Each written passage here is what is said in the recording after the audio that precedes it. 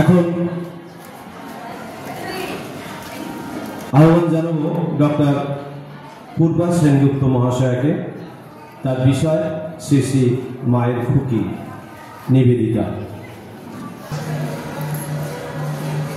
যথাগ্নির্দাহিকা শক্তি রামকৃষ্ণে স্থিতা হ্যা সর্ববিদ্যা স্বরূপান্তা শারদাং প্রণমাম্যহম।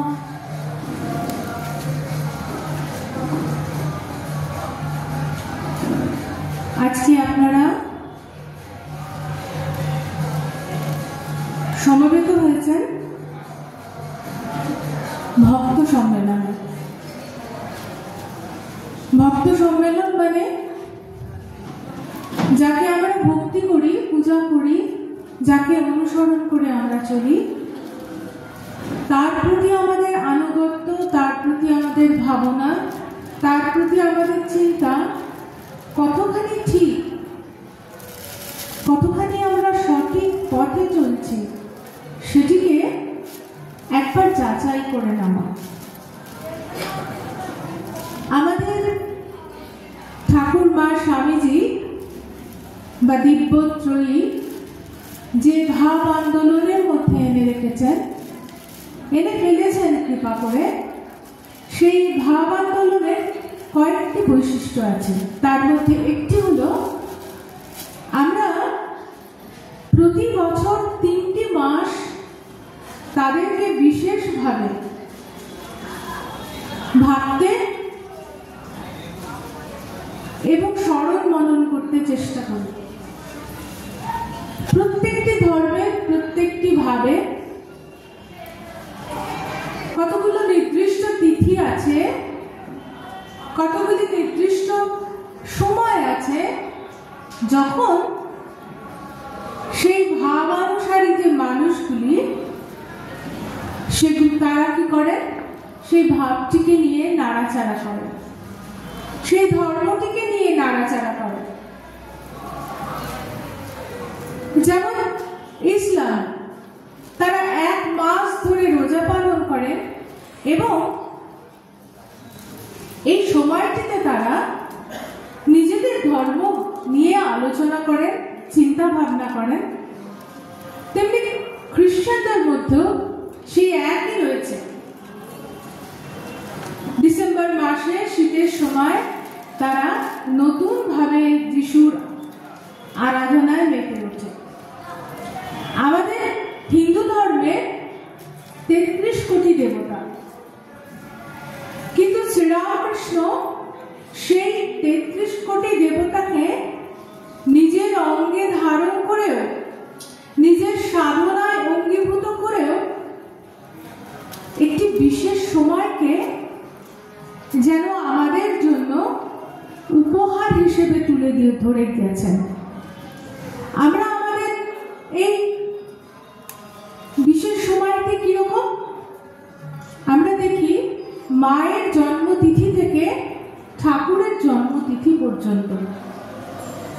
প্রথমে মায়ের জন্মতিথি আসে, তারপরে তার ঠিক 1 মাস পরে, কি আশ্চর্য একটা সমাপতন, মায়ের জন্ম কৃষ্ণা সপ্তমী তিথিতে, স্বামীজির জন্ম কৃষ্ণা সপ্তমী তিথি। যদি খেয়াল করেন দেখবেন স্বামীজির জন্মতিথি এবং মায়ের জন্মতিথির মধ্যে ব্যবধান পাক্কা একদম 1 মাস। আবার আমরা দেখি রাজা মহারাজের জন্মতিথি শুক্লা দ্বিতীয়া, আমাদের প্রভু গোসাইজি শ্রীরামকৃষ্ণের জন্মতিথিও শুক্লা দ্বিতীয়া। সেই জন্য রাজা মহারাজের জন্মতিথি ঠিক 1 মাস পরে আসে ঠাকুরের জন্মতিথি। এরই মধ্যে আমরা দেখি আমাদের জন্য উপহার হিসেবে আসে 1 জানুয়ারি, যেদিনকে আমরা কল্পতরু দিন বলে মেতে উঠি। সুতরাং এই সময়ের মধ্যে আমরা যারা একটু করে ঠাকুরের কথা আপনাদের কাছে শোনাবার সৌভাগ্য অর্জন করেছি, তার কৃপাতে তাদের একটা বিজি শিডিউল থাকে।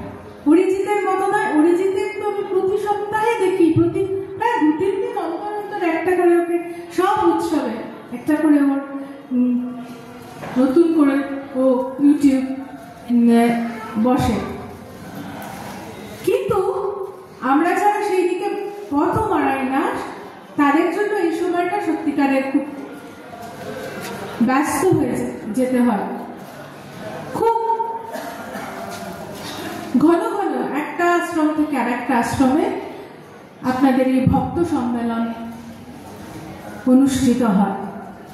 কিছুদিন আগে আমি টাকে গিয়েছিলাম এবং আমরা যখন যেখানে যাই না, সেখানে আমরা বুঝতে পারি আপনারা শ্রীরামকৃষ্ণ ভাবনাকে কতখানি হৃদয়ে ধারণ করেছেন এবং কতখানি আপনারা এগোচ্ছেন। কিছুদিন আগে টাকে গিয়েছিলাম, আমি বিস্মিত হয়ে দেখলাম যে এইরকম সুশৃঙ্খল ভক্ত 300 জন এসেছেন, দেখতে পারা যায় না। সুতরাং আমাদের আচরণে আমরা কতখানি ভক্ত হয়ে উঠব, সেটির জন্য কিন্তু এই ভক্ত সম্মেলনগুলি।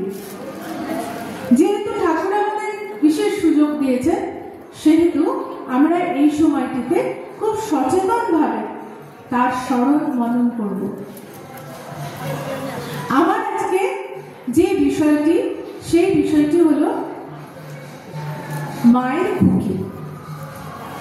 মা হচ্ছেন শ্রীমা সারদা দেবী, আর তার খুকি হলেন এলিজাবেথ মার্গারেট নোবেল, আমাদের ভগিনী নিবেদিতা।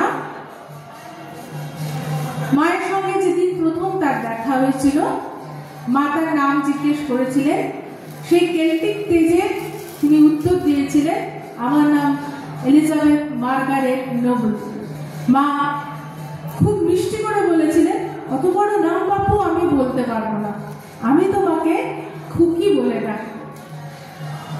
সেই থেকে তিনি আমাদের কাছে মায়ের খুকি।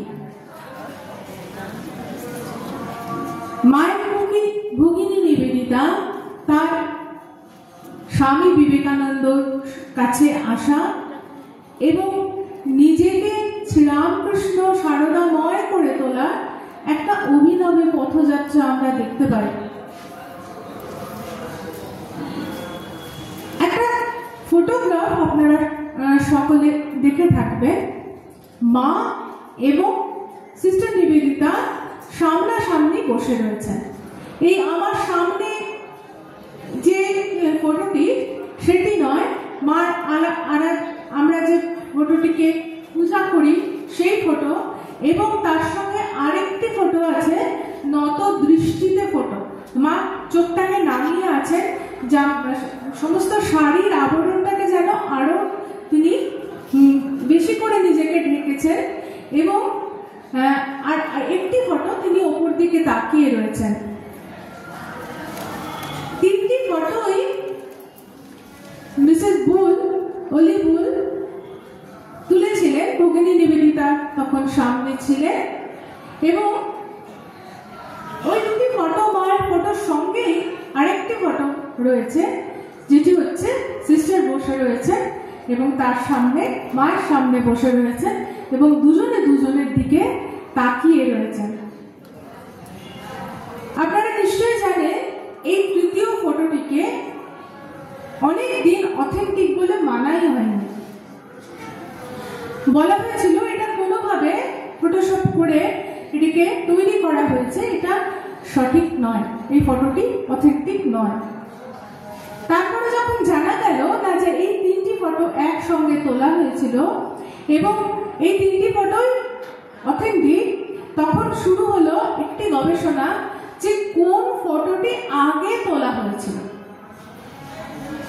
আমরা যে ফটোটি পুজো করি সেটি আগে, প্রথম ফটো মায়ের, নাকি নত দৃষ্টি যে ছবিটি সেইটি আগে?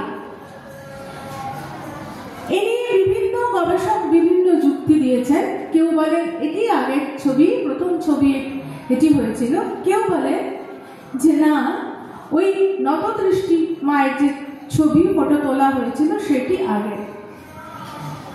আমার মনে হয় এই নত দৃষ্টি ছবিটি মায়ের প্রথম ফটোগ্রাফ, এবং দ্বিতীয় যে ছবিটি যেটি আমরা পুজো করি সেটি হলো তারপরে তোলা।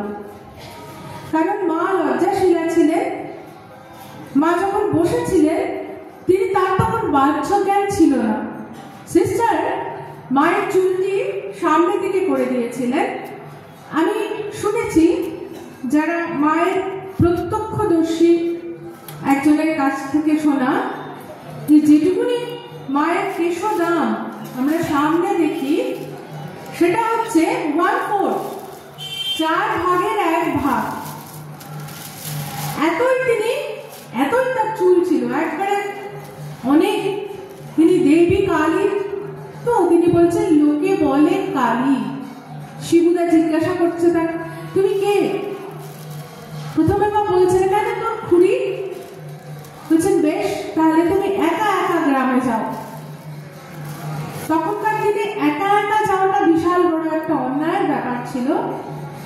তখন শিবুদাকে ঠিক করার জন্য, তাকে সামলাবার জন্য মা ধীরে ধীরে বলছেন লোকে বলে কালী। শিবুদা বলছেন লোকে যা বলে তা ঠিক? মা তখন বলছেন হ্যাঁ।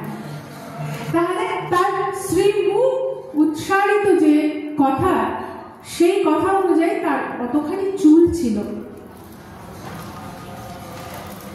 সেই কেশদামের 1/4 নিবেদিতা বের করে দিয়েছিলেন, কারণ এটি তুলেছিলেন তিনি যাতে পাশ্চাত্যে ফটোটি দেখানো যায় যে কে শ্রীমা, এবং পাশ্চাত্যবাসীরা তার যে নিরাবরণ যে ছবিটি, ওইরকম ভাবে বসে থাকা ছবিটি হয়তো বা ভিন্নভাবে ভিন্ন দৃষ্টিতে দেখতে পারে, সেজন্য তিনি এটি করেছিলেন। মা যখন বসলেন তখন জড়সড় হয়ে বসলেন। বেশ কিছুক্ষণ পর তার মনের মধ্যে প্রশ্ন এসেছে, ছবি তোলা কি হয়ে গেছে? তখন তিনি নিজের নত দৃষ্টিটিকে ওপর দিকে ওঠালেন এবং আমরা দেখলাম কি সুন্দর, একদম ঢলঢল করছে দুটি চোখ, একদম পরিপূর্ণ ঘটের মতো এবং পরিপূর্ণ সেই কলসের কুম্ভের মতো, যাকে একটুখানি যদি আপনি টোকা দেন তাহলে দেখবেন বিন্দু বিন্দু করুণার অশ্রু পড়ছে। সেই অপূর্ব চোখ দুটি, ধ্যানমগ্ন চোখ দুটি ধীরে ধীরে জগতের জন্য উন্মোচিত হয়েছিল একটি প্রশ্ন রেখে নিয়ে, ফটো কি তোলা হয়ে গেছে? ফটো কি তোলা হয়ে গেছে যখন তিনি বলছে, সঙ্গে সঙ্গে তার যে করুণার দৃষ্টিটি, সেই দৃষ্টিটি আমাদের জন্য আঁকা থেকে গেল এই ফটোর মধ্যে। মা বলছেন এই যুগের লোক কি কঙ্কা?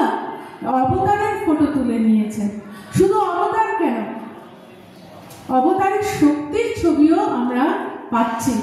প্রায় 43 কি 44টি ছবি আমরা দেখি মায়ের রয়েছে।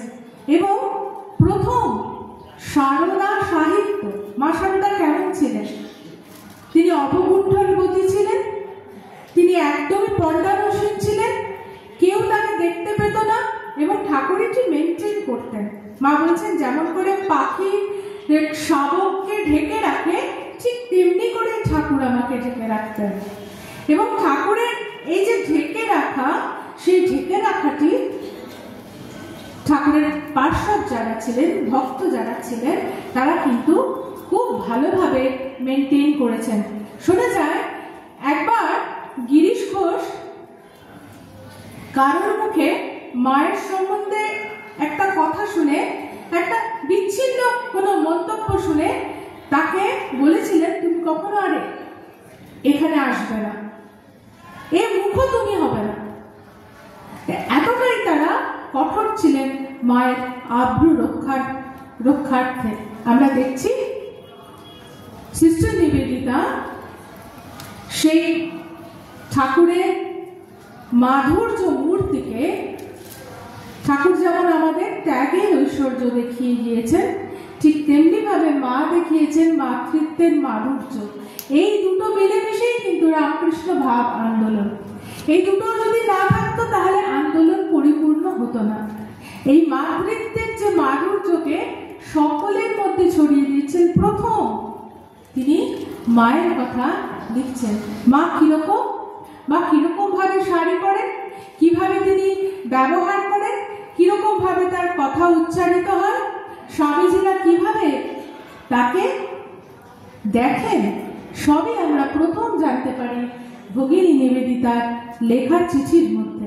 লিখিত ব্ল্যাক অ্যান্ড হোয়াইটের প্রথম যদি কেউ সারদা বন্দনা করে থাকেন তবে তিনি ভগিনী নিবেদিতা। আমরা পাই নিবেদিতার জীবনে তিনি মায়ের খুকি হয়ে উঠবার আগে অনেক ঝঞ্ঝাপূর্ণ একটি জীবনের মধ্যে দিয়ে গিয়েছিলেন। যদিও তিনি সফল ছিলেন, কিন্তু তবুও তার ছোট্টবেলা থেকে একটি অসম্ভব সংঘাতময় জীবনের অধিকারিণী হয়েছিলেন। অদ্ভুত লাগে, স্বামীজির জীবন যদি আমরা পড়ি, আমরা তো জানি তার সাথে ভগিনী নিবেদিতার কি আশ্চর্য জীবনের মিল। সেই কিশোর বয়সে পিতৃহারা হওয়া যে কতখানি দুঃখের, সংসারে থাকতে গেলে কত ঝঞ্ঝাট সহ্য করতে হয়, তা আমরা দেখি স্বামীজির জীবনের মধ্যে এবং সঙ্গে সঙ্গে ভগিনী নিবেদিতার জীবনের মধ্যে।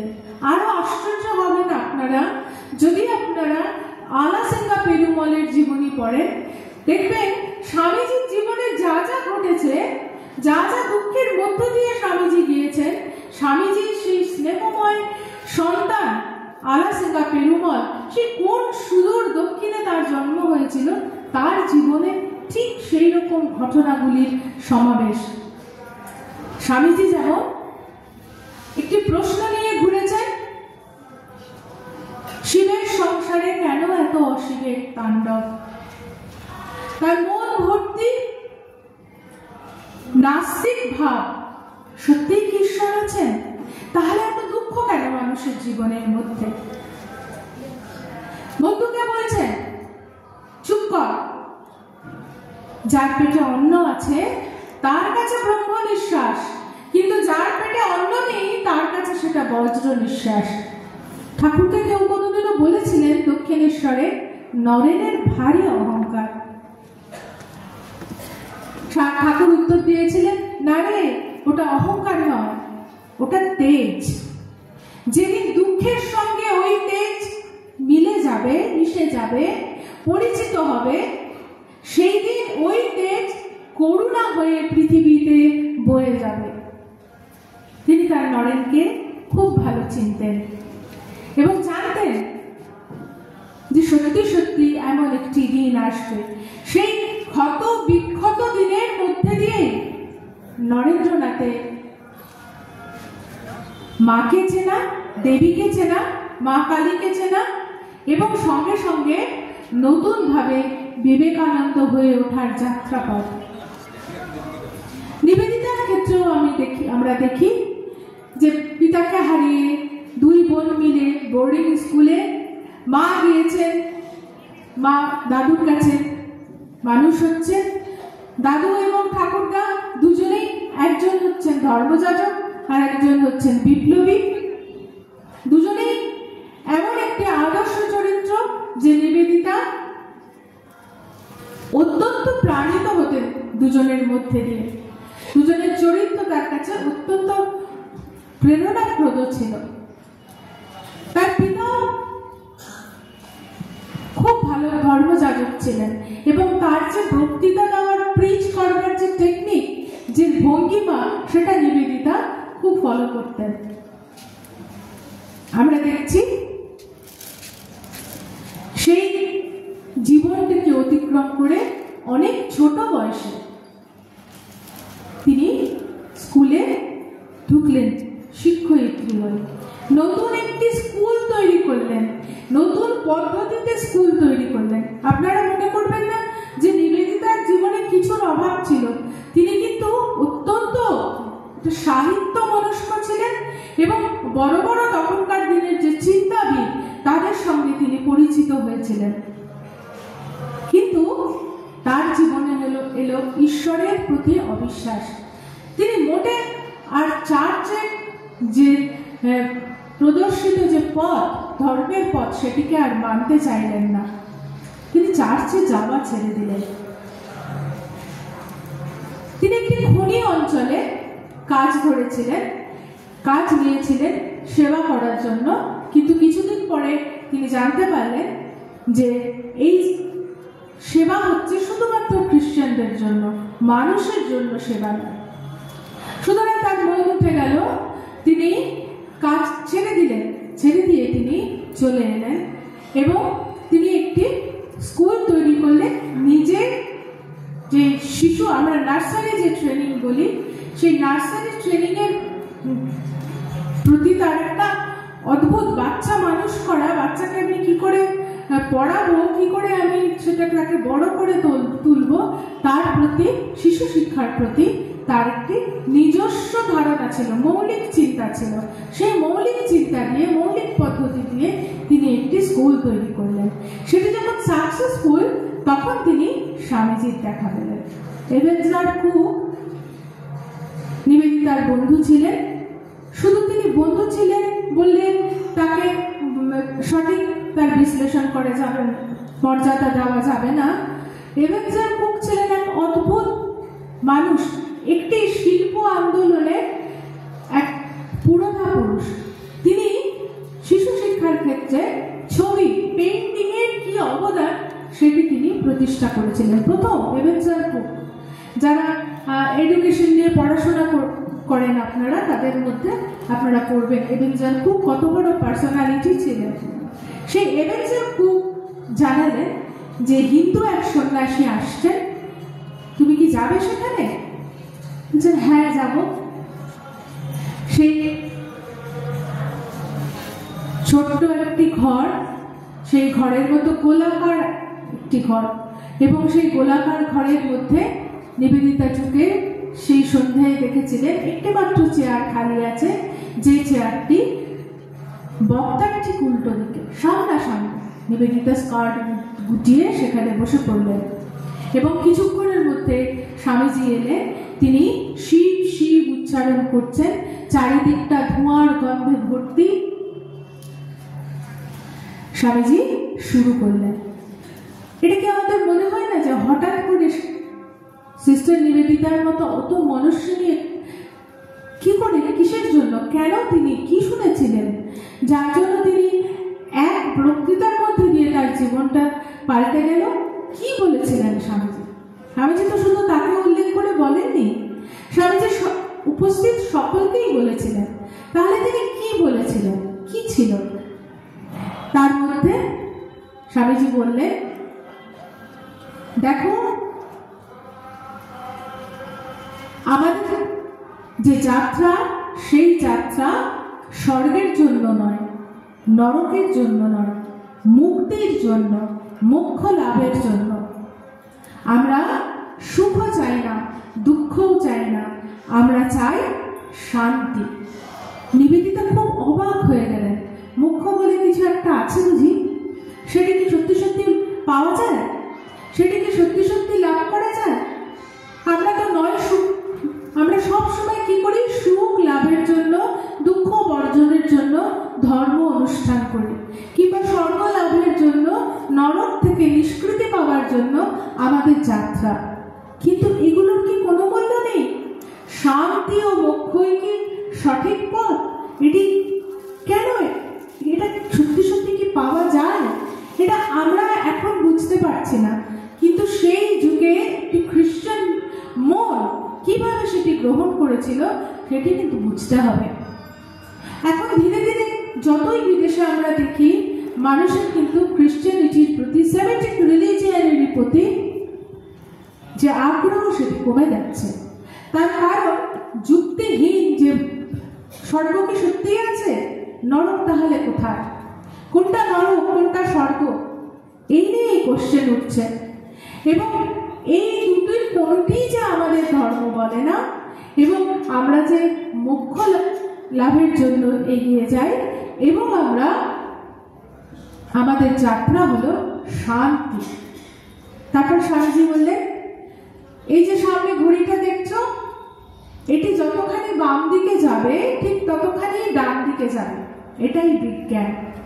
তুমি জীবনে যতখানি সুখ পাবে ততখানি দুঃখ তোমার জন্য অপেক্ষা করছে, এটাই হলো বিজ্ঞান। আমি শুধু সুখ পাবো তা কখনো হতে পারে না, তোমার জন্য ততখানি দুঃখ অপেক্ষা করছে। অনেক উন্নতি, এটা হতে পারে না। যদি দেখো কোথাও অনেক উন্নতি হয়েছে, তবে যেন তারই আশেপাশে ঠিক ততখানি অবনতি কোথাও না কোথাও ঘটেছে। এটাই প্রকৃতির চলার নিয়ম। তুমি প্রকৃতির মধ্যে থেকো না, তুমি প্রকৃতি থেকে বেরিয়ে এসো। কি করে? ওই যে পেন্ডুলাম দুলছে, একবার ডান দিকে একবার বাম দিকে, তোমার কাজ হলো সেই দোলনটাকে থামিয়ে দেওয়া। থামিয়ে দাও তুমি। আমি চাই না সুখ, দুঃখও তোমাকে তাড়া করবে না। আমি চাই না স্বর্গ, নরকের ভয় তোমাকে পীড়িত করবে না। তুমি কি চাও? আমি মোক্ষ চাই, আমি মুক্তি চাই। এই প্রকৃতির যে বন্ধন, তার থেকে আমি মুক্তি চাই। নিবেদিতা ভাবলেন বলবো না, নিবেদিতা ডুবলেন, ডুব দিলেন তিনি। সেই ডুব তাকে যে ফসল এনে দিল, প্রত্যেকটি লেকচার তিনি স্বামীজির শুনলেন। ধীরে ধীরে ধীরে ধীরে তিনি স্বামীজিকে প্রশ্ন করতে শুরু করলেন এবং অবশেষে তিনি একদিন স্বামীজিকে বললেন তার সেই খনি অঞ্চলের সেই খ্রিস্টান মিশনারিদের সাথে কাজ করার অভিজ্ঞতা, কি তিক্ত অভিজ্ঞতা নিয়ে তিনি এসেছিলেন। স্বামীজি দেখলেন এই মেয়েটির মধ্যে আছে তীক্ষ্ণ বুদ্ধি, তার সঙ্গে সেবা করার এক বিরাট মন। তিনি চিঠিতে লিখলেন, তিনি ফিরে এলেন স্বামীজি, এই চিঠি লিখছেন নিবেদিতাকে, হে মহাপ্রাণ, জগৎটা দুঃখে পুড়ে খাক হয়ে যাচ্ছে, তোমার কি নিদ্রাস আছে? জগতে এখন এক সিংহিনীর প্রয়োজন।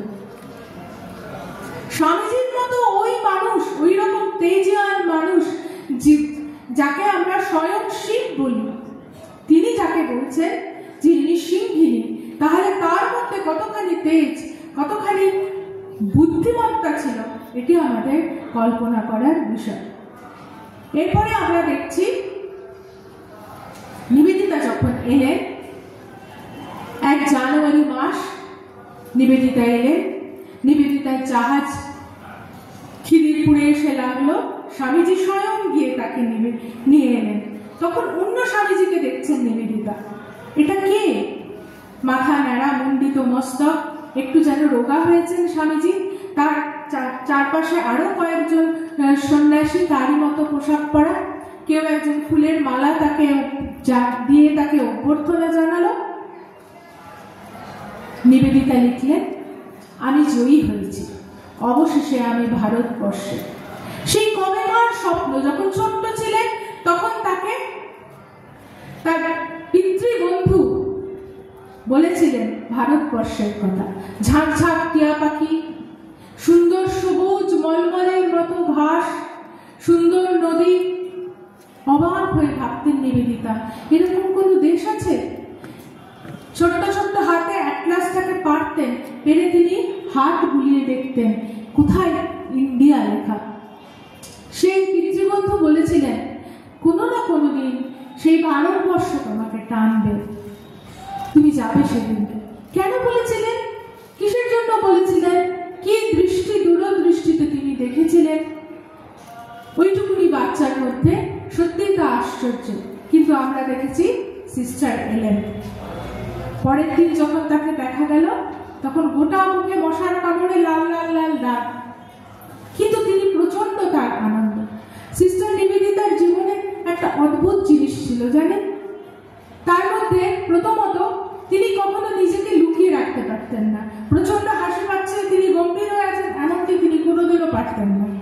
তিনি যা তার মনে হবে তাই তিনি করবেন, এক উচ্ছ্বাসে তিনি ফেটে পড়বেন, আবেগ তার মধ্যে, কিন্তু তার সঙ্গে প্রচন্ড ক্ষুরধার একটি মন, একটা বিশ্লেষণ শক্তি, একটা বৈজ্ঞানিক চিন্তাধারা তার মধ্যে রয়েছে।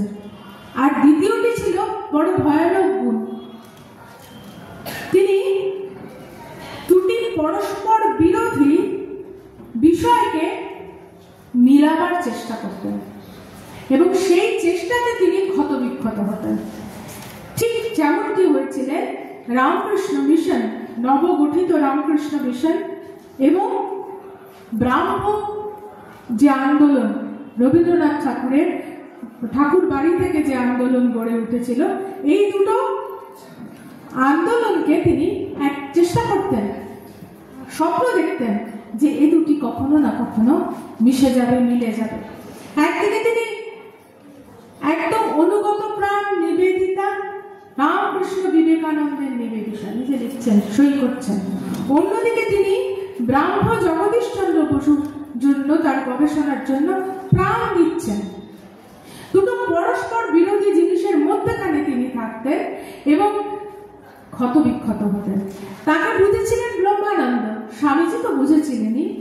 তিনি বলেছেন, তুমি যদি ঠিক ঠিক বৈদান্তিক কোনোদিন নাও হয়ে যেতে পারো, তবে জানবে আমি যদি এক টুকরো রুটি পাই, তুমি তার অর্ধেকখানি পাবে। তারপরে বলেছেন, হাতে কি বাদ, হাতে কি দাঁত, মরদ কি বাদ, একবার বেরুলে আর ঠকে না, তুমি জানবে। অঙ্গীকার করেছিলেন, যদি পৃথিবীতে আমি একটি রুটি পাই, তাহলে তার অর্ধেকখানি তোমার, চিরকালের জন্য, যদি তুমি সত্যি সত্যি বৈদান্তিক মানসিকতাকে গ্রহণ না করতে পারো। নিবেদিতা এলেন স্বামীজির দিকে তাকিয়ে। নিবেদিতা জীবন কাটালেন শ্রীমা সারদার দিকে তাকিয়ে। শতরূপে সারদার মধ্যে খুব সুন্দর একটা আর্টিকেল আছে, সেটি হচ্ছে শঙ্করী প্রসাদ বসুর। তিনি লিখছেন, নিবেদিতা ধ্রুব মন্দির। ধ্রুব কথাটার অর্থ যা, যে জিনিসটি কখনো সরে যায় না, নড়ে যায় না, চলে যায় না, হারিয়ে যায় না, যে একদম স্থির থাকে আমাদের মধ্যে। আমরা বলি না ধ্রুব সত্য, এটাই ঠিক, চিরকালের জন্য ঠিক। নিবেদিতা ধ্রুব মন্দির অর্থাৎ ওই যে ধ্রুবতারাটি নিবেদিতা নিয়ে চলেছিলেন, তার ক্ষতবিক্ষত জীবনে তিনি, স্বামীজি চলে যাওয়ার পর তিনি কম ক্ষতবিক্ষত হননি। এখনই কি আমরা ঠিক ঠিক করে তার মর্যাদা দিতে পেরেছি? পারিনি। কিন্তু নিবেদিতা বেঁচে ছিলেন। নিবেদিতা নিজেকে নিঃশেষ করে দিয়েছিলেন। নিবেদিতা আনন্দিত ছিলেন। নিবেদিতা নিবেদিত ছিলেন শ্রীমা সারদা দেবীর চরণতলে। তিনি জানতেন স্বামী বিবেকানন্দ তাকে নিয়ে এসেছেন ভারতবর্ষের নারীর শিক্ষার উন্নতি করার জন্য। স্বামীজি বলেছেন, ভারতবর্ষের নারী সেই গার্গী মৈত্রীর মতো নারী এখন তৈরি করতে পারছে না, তাই আমরা বিদেশির কাছ থেকে কিছু নিতে চাই। সেজন্য আমি তোমাকে আহ্বান করছি, নারী শিক্ষার দরকার, নারীর উত্থানের দরকার। নিবেদিতা এসে শুধুমাত্র স্বামীজিকে বলে যাচ্ছেন, স্বামীজি কবে থেকে আমি কাজ শুরু করব, কবে থেকে আমি ভারতের নারীদের জন্য কিছু করব। নিবেদিতা বলছেন, স্বামীজি এড়িয়ে যাচ্ছেন শুধু। তাহলে কি স্বামীজি আমাকে দিয়ে কোনো কাজ করাবেন না? কিন্তু স্বামীজি অপেক্ষা করছিলেন কখন নিবেদিতাকে শ্রীমা গ্রহণ করেন। 17 মার্চ 1898 সাল এক সকালে অন্য ম্যাকলাউড অলিবুলের সঙ্গে নিবেদিতাকে পাঠালেন স্বামীজি মায়ের বাড়িতে। বাগবাজার, 3 বিদেশিনী উঠছেন, নিচে স্বামী বিবেকানন্দ ছটফট করছেন, স্থির হয়ে বসতে পারছেন না। কি করবেন মা, কি ব্যবহার করবেন মা তাদের সঙ্গে? গ্রহণ করবেন কি? যদি গ্রহণ করেন তবেই আমি এদেরকে দিয়ে কাজ করাতে পারবো, যদি গ্রহণ না করেন তাহলে কি হবে? মা কি করলেন? মা তাদেরকে কোলে তুলে নিলেন। শুধুমাত্র তিনি তাদের গ্রহণ করলেন না, জিজ্ঞাসা করছেন, তোমার নাম কি? নিবেদিতা বলছেন, মার্গারেট এলিজাবেথ নোবেল। বলছেন, অত বড় নাম তো আমি বলতে পারবো না, আমি তোমাকে খুকি বলে রাখবো। কি আদর করে তিনি যে কাছে টানলেন, সেটা একটা স্নেহের কাঙাল। গোটা দিন ছোটবেলা থেকেই তিনি দেখেছেন, যখন তিনি ছোটবেলাটা কেটেছে তার ঠাকুমার কাছে, তারপরে তিনি যখন বাড়িতে এসছেন তখন দেখছেন তার ছোট একটা বোন হয়েছে, খালি রাত্রি ট্যাঁ ট্যাঁ করে কাঁদে, তার মোটেই ভালো লাগে না। তিনি বলছেন, চাকরের সঙ্গে বাড়ির যে কাজ করে যে তার সঙ্গে ভাব জমানো, সে আমাকে রাজ্যের পুরীর গল্প, ভূতের গল্প, এই সমস্ত গল্প বলতো, আমি খুব ভালো লাগতো শুনতে। এইগুলো নিবেদিতা খুব পছন্দ করতেন। পৌরাণিক গল্প নিবেদিতা ভীষণ নিজের পুরাণ সম্বন্ধে তিনি খুব ভালো জানতেন। সেই থেকে তিনি সংসারকে বহন করে গেছেন, কিন্তু সেই রকম আদর তো পাননি। আর মা কি করলেন? শুধুমাত্র তাদের আদর করে কিছু দুটি কথা বললেন না, তাদের সঙ্গে খেলেন পর্যন্ত। এবং সুন্দর নিবেদিতা লিখছেন, আপনাদের একটুখানি এটা পড়ে শোনাবার আমি লোকটা সংবরণ করতে পারছি না। নিবেদিতা বলছেন, তিনি চিঠিতে লিখছেন যে অনেকবার ভেবেছি তোমাকে সেই মহিলার কথা বলবো। তিনি শ্রীরামকৃষ্ণের সহধর্মিণী, নাম সারদা, একজন হিন্দু বিধবার মতোই তার শুভ্র পরিচ্ছদ। সেই শুভ্র শাড়িটি তার সারা দেহ পরিবেষ্টন করে মাথা পর্যন্ত উঠে গিয়েছে, যেন পাশ্চাত্য দেশের সন্ন্যাসিনীর অবগুণ্ঠন। তাকে ভালো করে জানলে বোঝা যায় তার মধ্যে সাধারণ বুদ্ধি এবং তৎপরতার কি চমৎকার প্রকাশ। সাধারণ বুদ্ধি মানে কমন সেন্স। তিনি মাধুর্যের প্রতিমূর্তি, এত শান্ত, নম্র, স্নেহপ্রবণ, আবার ছোট বালিকার মতোই সদা উৎফুল্ল। বরাবরই তিনি ছিলেন রক্ষণশীলা, কিন্তু আশ্চর্য, পাশ্চাত্য বাসিনীদের দেখবার পর মুহূর্তে তার রক্ষণশীলতা কিছুমাত্র রইল না। তিনি আমাদের সঙ্গে নিয়ে আহার করলেন, এতে সকলে আশ্চর্য হয়ে গিয়েছে। তার এই আচরণ আমাদের মর্যাদা দিয়েছে, আর আমার ভবিষ্যৎ কার্যের সম্ভাবনাকে যতখানি সফল করে তুলেছে ততখানি আর কিছুতেই করতে পারত না। স্বামীজি এটির জন্য অপেক্ষা করলেন এবং 17ই মার্চ ছিল সেই দিনটি। তিনি লিখলেন ডেজ অফ, ডায়েরিতে লিখছেন days of days, day of days. এবং তারপরে দেখছি 25 তারিখে নিবেদিতাকে স্বামীজি প্রথমে কি করলেন? দীক্ষা দিলেন। এবং 25শে মার্চ, জানুয়ারিতে এসছেন মার্চ, তার ঠিক 1 বছর পর তিনি ব্রহ্মচর্য দেবেন। 2 দিন, কিন্তু কেউ সকলে একটা দিন বলে শুনি, তেমনটি নয়, 2 দিন, 2 দিন স্বামীজি তাকে, 2 দিনে স্বামীজি তাকে, কিন্তু এই প্রথম দিনে স্বামীজি তার নাম রাখলেন নিবেদিতা। এবং সিস্টার কি লিখতেন? রামকৃষ্ণ বিবেকানন্দের নিবেদিতা। আমরা দেখছি মায়ের এই বাড়ি নিবেদিতার কাছে হয়ে উঠেছিল শান্তির আশ্রয়। তিনি যখন স্বামীজির সঙ্গে হিমালয়ে গেলেন, এরপরেই যাবেন তিনি, এবং যখন ফিরলেন তখন তিনি সরাসরি মায়ের কাছে উঠলেন। এবং নিবেদিতা সুন্দর বলছেন যে আমি প্রথম দিন যখন কেটলিটা নিয়ে চা খেতে যাচ্ছি, তখন মায়ের বাড়ির এক ছোট্ট বাচ্চা সদস্য আমাকে বলছেন, সে কি তুমি চা খাচ্ছ? ঠাকুরকে প্রণাম করেছো? তোমার ঠাকুরকে ডাকা হয়ে গেছে যে তুমি চাটি খাচ্ছ? আমি অবাক হয়ে গেলাম। নিবেদিতা মায়ের বাড়িতে কি হতো? মায়ের বাড়িতেও তখন সারদা মঠ নতুনভাবে গড়ে উঠছে, বিজাকারে রয়েছে। বলছেন যে নিবেদিতা হতেন সিংহ। লক্ষ্মীদিকে আপনারা সকলেই জানেন, ঠাকুরের ভ্রাতুষ্পুত্রী। তিনি আসতেন, তিনি পালা করতেন। লক্ষ্মীদি হতেন সিংহ, তিনি হতেন জগদ্ধাত্রী। এবং ওই নিজের মুখে মুখে তিনি পালা গান করতেন। যেমন ঠাকুর একটার পর একটা পালা করে যেতে পারতেন, ঠিক তেমনি লক্ষ্মীদিরও সেই ক্যাপাসিটি ছিল, পালা করতেন। আর নিবেদিতা সিংহ সেজে গোটা ঘরটিতে ঘুরে বেড়াতেন। তিনি সাজতেন, কিন্তু তার একটা শর্ত ছিল। সেই শর্তটি হলো, সমস্ত কিছু এইগুলো হুল্লোড় হয়ে যাওয়ার পর তাকে 2টো রামপ্রসাদী গান শোনাতে হবে, এবং এই শর্তে তিনি এগুলো করতেন। ঠিক দরজাটার উপরে যে চৌকাঠ, সেই চৌকাঠের কাছে বসতেন আমাদের অঘোরমণি দেবী, গোলাপ মা, গোপালের মা। এবং তিনি সরল ছিলেন, তো খুব হাসতেন। ওনারা যেই হালুম হুলুম করে নানা রকমের পালা করতেন, নানা যে অ্যাক্ট করতেন, তাতে ওনার খুব মজা হতো, সকলেই হাসতেন, কিন্তু তিনি হাসতে হাসতে গড়িয়ে পড়তেন। সিস্টার বলছেন, এই হাসি হুল্লোড়ের মধ্যে হঠাৎ কেউ উঠে এসে বলল, অমুক মহারাজ আসছেন মাকে দেখা করতে। সঙ্গে সঙ্গে হাতের পাখা থেমে গেল, বিরাট ঘুমটা নেমে এলো সকলের মুখে।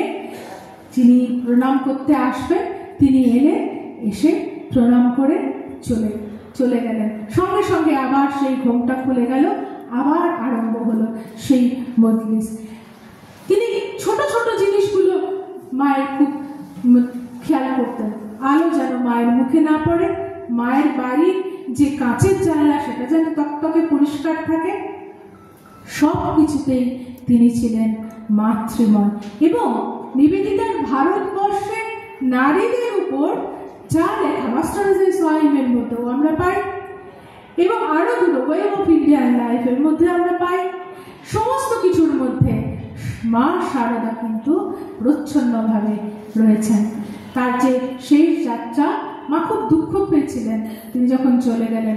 বলছেন যে হয় সুপ্রাণী তার জন্য কাঁদে মহাপ্রাণী। এবং নিবেদিতাকে দিয়ে শারদা মঠের বীজ কিন্তু রোপিত হয়েছিল। আমরা জানি যে তিনি স্কুল, কালী পুজোর দিনকে তিনি স্কুল তৈরি করলেন, মা এলেন, ওপেন করলেন, 16 নম্বর বোস পাড়ালেন। এবং শারদানন্দজি বলছেন, শুধুমাত্র বাচ্চাদের এবিসিডি শেখানোর জন্য কি মা এই স্কুল তৈরি করেছেন, ওপেন করেছেন? তা নয়, এর মধ্যে দিয়ে ভারতবর্ষের ভবিষ্যৎ নারীর ভবিষ্যৎ তৈরি হবে, তারা আবার গার্গী মৈত্রেয়ী হয়ে উঠবে, সেই জন্য মা এটি করেছেন। এই বিশ্বাসে আমরা দেখি যে নিবেদিতার স্কুল সম্বন্ধে মায়ের কতখানি শ্রদ্ধা ছিল। মা কত সুন্দর করে বলতেন, কেউ যদি মেয়ের বিয়ে না দিতে পারত বলতেন তাতে কি আছে, নিবেদিতার স্কুলে দিয়ে দাও না। মায়ের যেমন আদরের খুকি ছিলেন, মায়েরকেও কিন্তু একদম আষ্টে পৃষ্ঠে জড়িয়ে ধরেছিলেন নিবেদিতা। তার যে ক্ষত বিক্ষত জীবনের যে পথ, সবটি কিন্তু জুড়িয়েছিল শারদা প্রাঙ্গণে এসে। তিনি ছিলেন মায়ের খুকি, কারণ জানি আমরা তো ছোট হয়ে সবসময় থাকতে পারি না, ছোট হয়ে থাকার মানুষ খুব কম যে যার কাছে আমরা ছোট হয়ে থাকতে পারি। যতই আমরা বড় হই ততই দেখি আমাদের চারপাশে সেই বটগাছগুলো সরে যায়। কিন্তু ভগিনী নিবেদিতা সেই দিক দিয়ে ভাগ্যবতী যে তিনি যতদিন ছিলেন তার জীবনে অনেক কষ্ট ছিল, অনেক দ্বন্দ্ব ছিল, অনেক সংগ্রাম ছিল, অনেক অনেক কিছু ছিল, কিন্তু তার মনের মধ্যে ধ্রুবতারার মতো ছিলেন শ্রীমা শারদা দেবী। এবং নিবেদিতা কিন্তু আমাদের চিনিয়েছেন শ্রীমা কি ছিলেন, শ্রীমার যে জীবন কাহিনী, তার যে মঠ তৈরি, সেখানে কি কি বৈশিষ্ট্যগুলো ছিল নিবেদিতা গোটা জগৎকে শুনিয়েছেন। সেদিক দিয়ে নিবেদিতা একটি অনন্য অনন্য একটি কাজের দাবি রাখেন। তার এই যে তিনি অনেক কিছু করেছেন, রাজনীতিকে উদ্বুদ্ধ করেছেন, 17 নম্বর বোস পাড়ালেন, 16 নম্বর বোস পাড়ালেন, এই দুটি বাড়িতে বাংলার রেনেসাঁর প্রত্যেকটি পুরোধা পুরুষ এসেছেন এবং তারা নিবেদিতার কাছ থেকে কিছু না কিছু নিয়ে গিয়েছেন। বাংলার নবজাগরণে তার যে অবদান, সেই অবদানের কোনো তুলনা নেই। কিন্তু আমরা দেখি সব কিছুর মধ্যে তিনি একটা খুঁটি ধরেছিলেন। ঠাকুর বলছেন না, খুঁটি ধরে ঘুরতে হবে, তার এই খুঁটিটি ছিল শ্রীমা শারদা দেবী। আপনাদের সকলকে বোধহয় 5 মিনিট বেশি সময় নিলাম, দুঃখিত। আপনাদের সকলকে আমি অনেক ধন্যবাদ, নমস্কার জানাই।